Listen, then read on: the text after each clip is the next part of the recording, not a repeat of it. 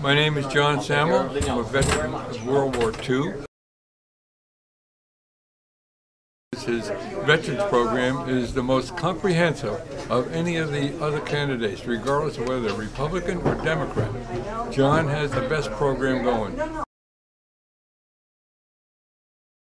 Almost 1 out of 3 of the men and women coming back from Iraq or Afghanistan have some serious emotional or mental issue. And post-traumatic stress disorder is prevalent. It's everywhere. And a lot of these young men and women are literally being left on their own. I mean, they come back, they don't get the mental health care that they need, they don't get the services that they need. There's a huge backlog with the Veterans Administration. I think that he's going to do a lot for the veterans. I think he's going to do a lot for the country. I think he will have to do things that other presidents are afraid to do, but he will do them. There's so much stress and strain put on our military men and women by this war and by the way the president has conducted this war. He extends deployments. The time at home has been dramatically reduced. That has to change.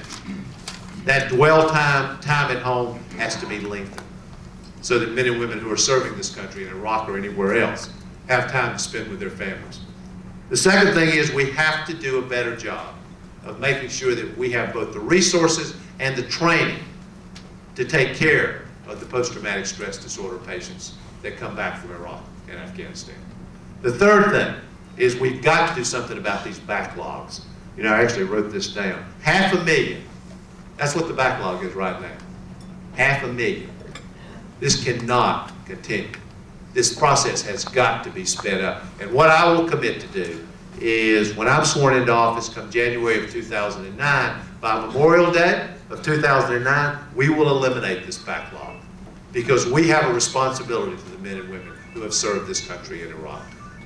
About 1 out of 4 veterans are homeless.